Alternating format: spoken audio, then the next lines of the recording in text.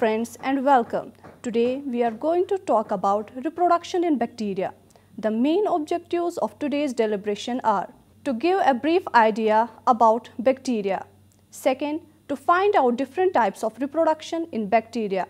Third, to know about the asexual methods of reproduction in bacteria. And finally, to give a detailed insight about sexual reproduction in bacteria. To begin with, let me give a brief introduction. The production of new individuals by the existing ones is called reproduction. There are two quite distinct methods of producing offsprings, viz. Asexual and sexual methods. The asexual reproduction involves a single parent and produces offsprings which are genetically identical to the parent. The sexual reproduction involves genetic recombination between two parents and so produces offsprings which differ not only from the parent but also from each other. Unlike in multicellular organisms, increases in cell size, that is cell growth, and reproduction by cell division are tightly linked in unicellular organisms. Bacteria grow to a fixed size and then reproduce through binary fission, a form of asexual reproduction. Under optimal conditions, bacteria can grow and divide extremely rapidly, and bacterial populations can double as quickly as every 9.8 minutes. In cell division, two identical clone daughter cells are produced. Some bacteria, while still reproducing asexually, form more complex reproductive structures that help disperse the newly formed daughter cells. Examples include fruiting body formation by myxobacteria and aerial hyphae formation by streptomyces or by budding. Budding involves a cell forming a protrusion that breaks away and produces a daughter cell. In the laboratory, bacteria are usually growing using solid or liquid media. Solid growth media such as agar plates are used to isolate pure cultures of a bacterial strain. However, liquid growth media are used when measurement of growth or large volumes of cells are required. Growth in stirred liquid medium occurs as an even cell suspension, making the cultures easy to divide and transfer. Although isolating single bacteria from liquid media is difficult. The use of selective media, that's media with specific nutrients added or deficient or with antibiotics added, can help identify specific organisms. Now, let's talk about types of reproduction in bacteria. Bacteria can't reproduce by mitosis or meiosis because they have no nucleus. Instead, they have evolved different methods of reproduction. Bacteria reproduce both asexually and sexually, that is genetic recombination. First of all, let us discuss asexual reproduction in bacteria. Asexual reproduction in bacteria occurs by the following methods. Number 1, binary fission. This is the most common type of asexual reproduction in actively growing bacteria and occurs during favorable conditions. On this basis, bacteria were once called fission fungi, that is schizomycetes. In this process, the cytoplasm and the nucleoid divide equally into two without mitosis, and the two daughter cells formed are identical to each other. Hence the name binary fission. The whole process of binary fission involves two steps: genome replication and septum formation. Both of the events occur simultaneously and are triggered by a mesosome if present.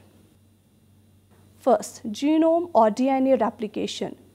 Binary fission begins with DNA replication. DNA replication starts from an origin of replication, which opens up into a bubble. The replication bubble separates the two DNA strands.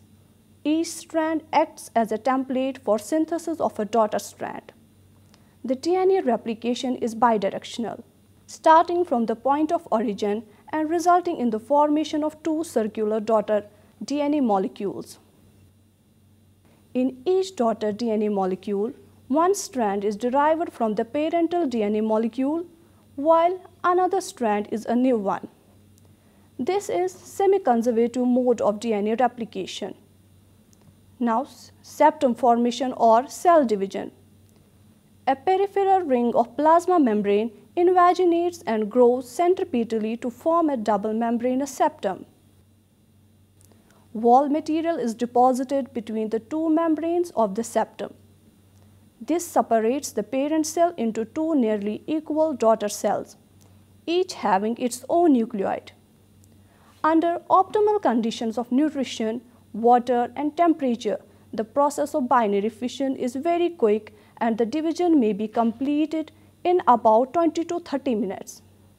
Thus, in 24 hours, a very large number of bacteria may be produced. Second, zooglia stage. Under unfavorable conditions, the bacterial cells come to lie in chains and get surrounded by a lot of mucilage. This is called zooglia stage. It is a temporary phase for avoiding desiccation. Third, Conidia formation. This condition occurs in mycelial bacteria. The terminal portions of bacterial filaments cut off rounded structures in chains called Conidia. These Conidia on detachment form new individuals. Number 4, Gonidia formation. In this case, the bacterial cell produces a number of flagellated daughter cells within. These daughter cells are also called as swarmers. The cell wall of parent cell ruptures, releasing Gonidia. This is reported in Rhizobium species. Number 5, cyst formation. This is reported in Azotobacter. The parent cell secretes a highly protective covering called a cyst wall, which can resist unfavorable conditions. On return of favorable conditions, the cyst wall dissolves and the bacterium gets released. Thus, cyst formation helps in perennation. Number 6, budding. Some bacteria continuously produce protrusions called buds, which on detachment form new individuals. Hyphomicrobium vulgare and Rhodomicrobium vanillea are common examples of budding bacteria. Number 7, fragmentation. It occurs in colonial cyanobacteria.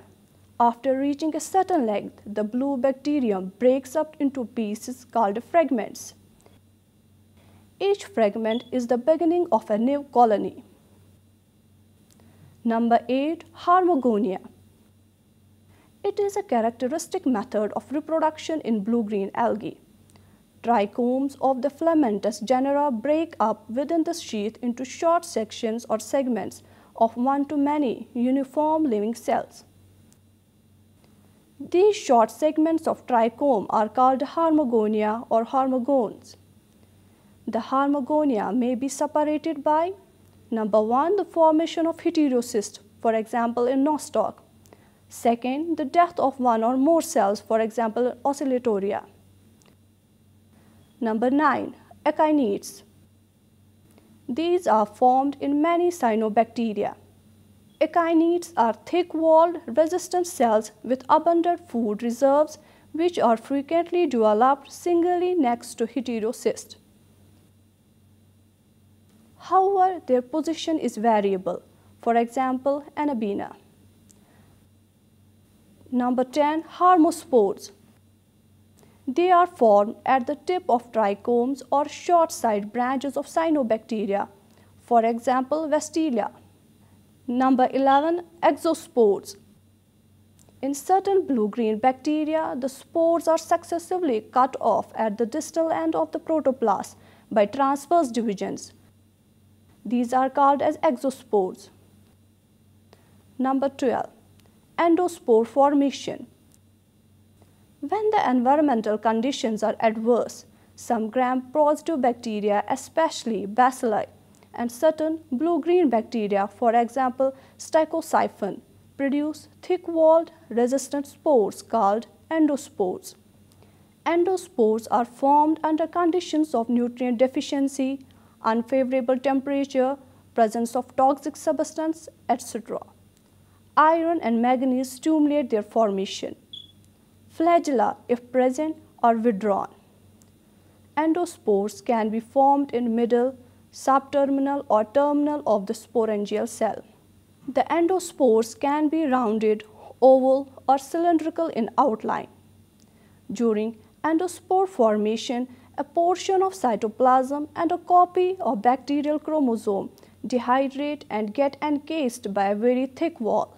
The rest of the cytoplasm and the bacterial cell wall deteriorate so that the endospore is released. The thick wall of a typical endospore is distinguishable into four parts, namely exosporium, spore coat, cortex, and core wall. Exosporium is a loose outer covering which is present only in some cases. Spore coat is hard and resistant. It is made up of keratin-like disulfide-rich proteins. Cortex is a thick layer formed of mucopeptides and carbohydrates. Core wall is rich in proteins. It is also called inner cortex. The protoplasm of the endospore has two parts, cytoplasm and nuclear body. The cytoplasm is in a highly dehydrated state. About 90% of it is made up of proteins. It is also rich in lipids, calcium, and manganese, but is deficient in potassium and phosphorus. Endospores contain the anticoagulant dipicolinic acid, which makes them highly resistant. Now, germination of endospores. The endospore can remain dormant for several decades and can tolerate hardest of environments, desert heat and dehydration, boiling temperature, polar ice, toxic chemicals, and even extreme UV radiations.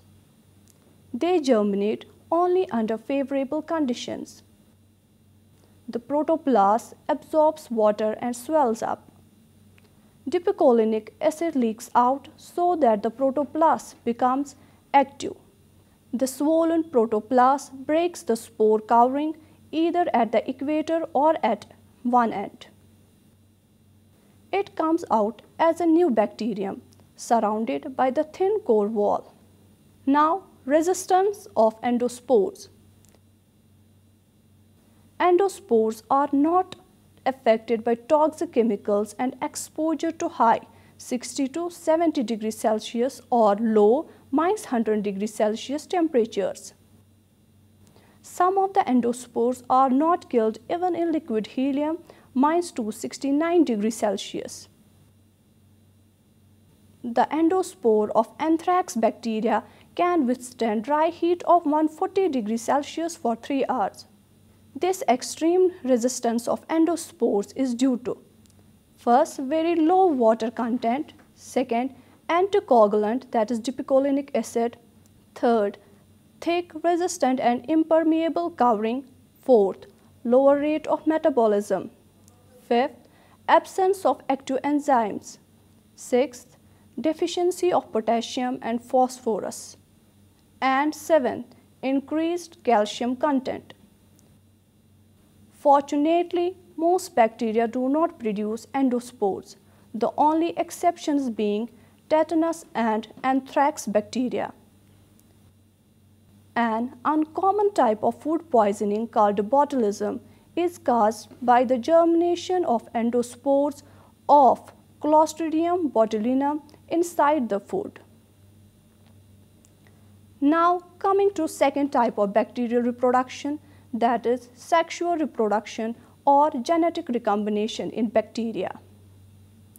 Cytological observations and genetic studies indicate that something like sexual reproduction involving the fusion of two different cells and a transfer of hereditary factors occurs in bacteria, although infrequently.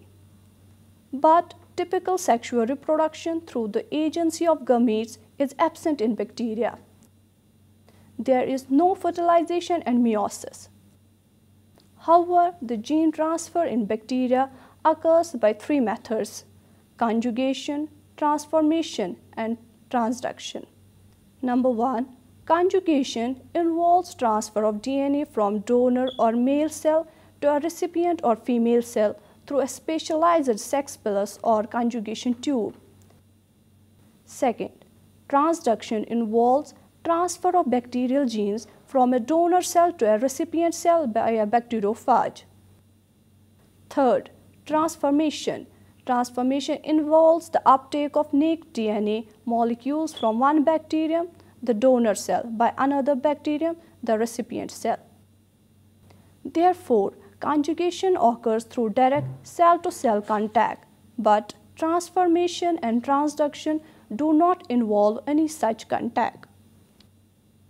The transfer of genetic information is thus a one-way transfer rather than a reciprocal exchange of the genetic material. The phenomenon has been called parasexuality or genetic recombination. However, sexual reproduction or even conjugation is unknown in cyanobacteria. Now, let us discuss these three processes in detail. Number 1. Conjugation. A mechanism resembling sexual reproduction was discovered by Joshua Lederberg and Edward Totem. They are both from USA in 1946 in Bacterium E. coli. It was confirmed by Hayes from London and Wollman from Paris in the same bacterium. They found that physical contact was involved in conjugation between the two conjugants and that DNA from one is transferred into another through a conjugation tube. Therefore, bacterial conjugation may be defined as a transfer of genetic material from a donor cell to a recipient cell through a specialized intercellular connection or conjugation tube that forms between them. The donor and the recipient cells are sometimes referred to as male and female cells respectively. Now let's talk about mechanism of conjugation. The cells that have the capacity to serve as donors during conjugation are differentiated by the presence of specialized cell surface appendages called F-pili. The synthesis of these F-pili is controlled by several genes that are carried by small circular molecule of DNA of about 100 kilobase pairs called an F factor for fertility factor, or also called as F plasmid or sex factor. The F plasmid is an episome, a plasmid that exists in two different states. Number 1, the autonomous state, in which it replicates independently of the host chromosome, and second, the integrated state, in which it is covalently inserted into the host chromosome and replicates along with the host chromosome, like any other set of chromosomal genes. It carries its own origin of replication, the ORIV, as well as an origin of transfer or ORIT. There can only be one copy of the F plasmid in a given bacterium, either free or integrated, two immediately before cell division.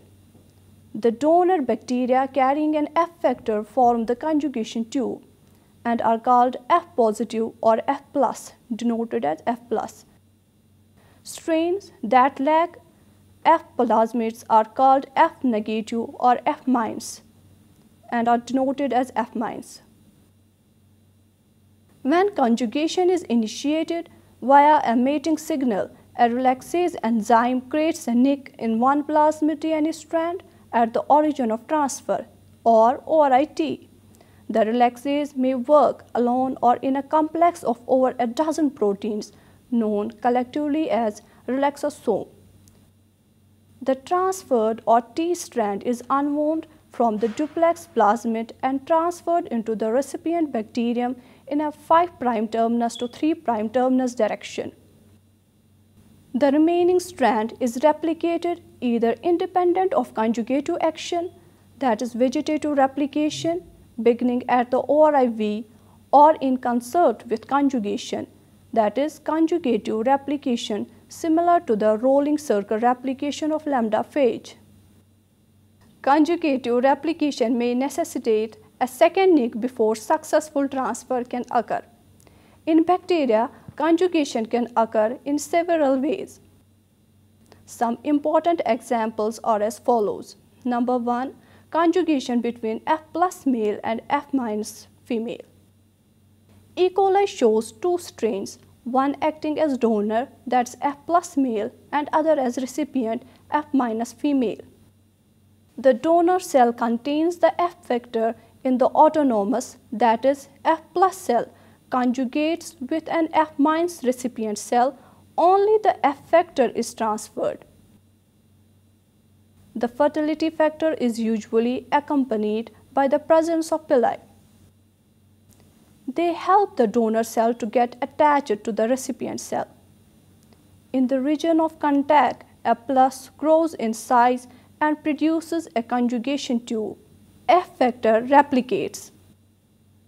A copy of it gets transferred to the recipient cell, which also becomes donor. Thus, mixing a population of F plus cells with a population of F minus cells results virtually in all the cells in the new population becoming F plus. In other words, the sex in E. coli can be called infusious. Second, conjugation between HFR male and F minus female. The F factor can integrate into the host chromosome. An F plus cell carrying an integrated F factor is called an HFR, that's for high frequency recombination. Therefore, the F plus male becomes HFR male. In the integrated state, the F factor mediates the transfer of a chromosome of the HFR male cell to a recipient, that is F minus cell. Usually, only a portion of the HFR chromosome is transferred before the cells separate, thus breaking the chromosome. Only rarely will an entire HFR chromosome be transferred. The mechanism of transfer of DNA from a donor to a recipient cell during conjugation appears to be the same, whether just the F factor is being transferred as in F plus by F minus matings, or the chromosome is being transferred as in HFR by F minus matings. Transfer is believed to be initiated by an endonucleolytic nick in one strand at a specific site, which is the origin of transfer on the F factor. The 5' end of the nicked strand is then transferred through the conjugation tube into the recipient cell. Transfer is believed to be coupled to rolling circle replication, with the intact circular strand being replicated in the donor cell and the displaced strand being replicated in the recipient cell as it is transferred. Because the origin of transfer is within the integrated F factor, one portion of the F factor is transferred from an HFR cell to an F minus cell prior to the sequential transfer of chromosomal genes. The remaining part of the F factor, however, is the last segment of DNA to be transferred. Thus, in HFR by F minus matings, the recipient F minus cell acquires a complete F factor, that is, becoming an HFR donor only in those rare cases when an entire HFR chromosome with its integrated F factor is transferred. Third, gene transfer by F' factor. The integration of the F factor into the bacterial chromosome is reversible. The F factors can be excised from the chromosomes so that the HFR cell reverts to an F plus cell. This excision occurs at about the same frequency as integration. Correct excision depends upon a break occurring at the same site on the chromosome as the integration site. In rare cases, however, the break occurs at a neighboring site, so that on excision, a neighboring segment of the host DNA remains attached to the F factor. Such an F factor containing a small piece of chromosomal DNA is called an F' factor. The origin of a F' factor is analogous to the formation of specific transducing phage. The cell containing an F' factor is called a primary F' cell. The DNA integrated into the F' factor can now be transferred from the F' donor cell to an F- recipient cell with the same frequency, that is 100%, as the F factor from F+ strains to F- strains. The same piece of chromosomal DNA would be transferred from HFR cells to F- cells only with a frequency of 1%. Transfer of the F' factor from a primary F' cell in which it originated to normal F- cell results in a secondary F' cell. In this cell, the segment of the bacterial chromosome is present twice, that is in the diploid state, resulting in the formation of partial diploids or merozygotes. Recombination of this type mediated by F' factors is called sexduction or F-duction. Because of the partial diploidy resulting from sexduction, it provides an important method for determining dominance, relationships between alleles and defining genes by complementation tests in bacteria. Now coming to second type of sexual reproduction, that's transduction. It was first discovered by Ann Zinder and J. Lederberg in 1952 in Salmonella typhimurium, a mouse typhoid bacterium. Transduction is the transfer of DNA from a donor cell to a recipient cell by bacteriophages. In most cases, only a small segment of the host, that's the donor DNA, is transferred. Now coming to lytic and lysogenic cycles. Transduction happens through either the lytic cycle or the lysogenic cycle. Based on their interactions within the bacterial cell, bacteriophages are classified into two types: virulent phage, which always multiply and lyse the host cell, and temperate phages, which have a choice between two lifestyles after infection.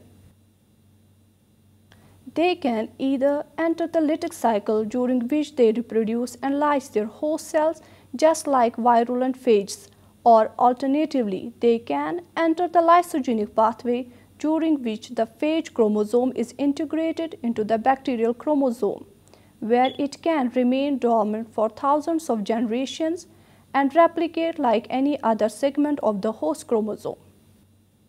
If the lysogen is induced, for example by UV light, the phage genome is excised from the bacterial chromosome and initiates the lytic cycle, which culminates in lysis of the cell and the release of phage particles. The lytic cycle leads to the production of new phage particles, which are released by the lysis of the host. In both cases, the transducing phages are usually defective in some respect. For example, they often lose the ability to lyse host cells. Now let us discuss types of transduction. Two kinds of transduction can be distinguished: generalized transduction, which can transfer any part of the host DNA, and specialized transduction, which is restricted to the transfer of specific DNA segments. In certain cases, bacterial DNA is injected by a phage, but it does not replicate. This kind of transduction is referred to as abortive transduction. Now let's discuss these two types of transduction in detail. Generalized transduction. In generalized transduction, a random or nearly random segment of bacterial DNA is wrapped up during phage maturation in place of or along with the phage chromosome in a few progeny particles called transducing particles. Generalized transducing phages can therefore transport any gene of the donor cell to the recipient cell. Since all the genes of the donor are represented in a population of these transducing particles, this type of transduction was named generalized transduction. In some cases, generalized transducing particles contain only bacterial DNA, and in other cases, they contain both phage and bacterial DNA. Generalized transduction is mediated by some virulent bacteriophages and by certain temperate bacteriophages, whose chromosomes are not integrated at specified attachment sites on the host chromosome. Generalized transducing particles are produced during the lytic cycles of these phages. Number 2, specialized transduction. In specialized transduction, a recombination event involving the host chromosome and the phage chromosome occurs, producing a phage chromosome containing a segment of bacterial DNA. Specialized transducing particles thus always contain both phage and bacterial DNA. Specialized transduction is so named because a given virus transduces only genetic markers of the host that are located in one small region of the bacterial chromosome. Specialized transduction is mediated by the temperate bacteriophages whose chromosomes are able to integrate at one or at few specified attachment sites on the host chromosome. In its integrated state, the phage chromosome is called a prophage.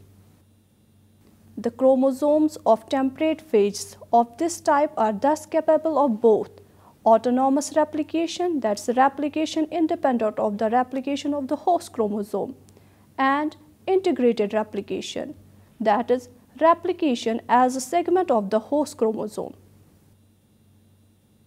As such, they are examples of genetic elements called episomes. And finally, let's talk about third type of sexual reproduction, which is transformation. Frederick Griffith in 1928, an English bacteriologist, accidentally found that the heat-killed bacteria of virulent strain of Pneumococcus pneumoniae could transfer characteristics of its strain to the non-virulent strain of living bacteria. Avery, MacLeod, and McCarty in 1944 observed that it is due to the transfer of DNA segments from the dead cells to the living cells. They called the uptake and incorporation of DNA by bacteria as transformation and the normal ability to take up exogenous DNA from the environment as competence. Therefore, transformation may be defined as the gene transfer by soluble or naked DNA which has been extracted or otherwise liberated from a donor bacterium to a recipient bacterium. This is the longest known and historically the most important kind of gene transfer in bacteria. Natural transformation is a bacterial adaptation for DNA transfer that depends on the expression of numerous bacterial genes whose products appear to be responsible for this process. In general, transformation is a complex, energy-requiring developmental process. In order for a bacterium to bind, take up and recombine exogenous DNA into its chromosome, it must become competent, that is, enter a special physiological state. Competence development in Bacillus subtilis requires expression of about 40 genes. The DNA integrated into the host chromosome is usually, but with rare exceptions, derived from another bacterium of the same species and is thus homologous to the resident chromosome. In Bacillus subtilis, the length of the transferred DNA is greater than 1271 kilobase pair, that is more than 1 million bases. The length transferred is likely double-stranded DNA and is often more than a third of the total chromosome length of 4215 kilobase pairs. It appears that about 7 to 9% of the recipient cells take up an entire chromosome. The capacity for natural transformation appears to occur in a number of prokaryotes, and thus far 67 prokaryotic species in 7 different phyla are known to undergo this process. Competence for transformation is typically induced by high cell density and/or nutritional limitation, conditions associated with the stationary phase of bacterial growth. Transformation in Haemophilus influenzae occurs most efficiently at the end of exponential growth as bacterial growth approaches stationary phase. Transformation in Streptococcus mutans as well as in many other streptococci occurs at high cell density and is associated with biofilm formation.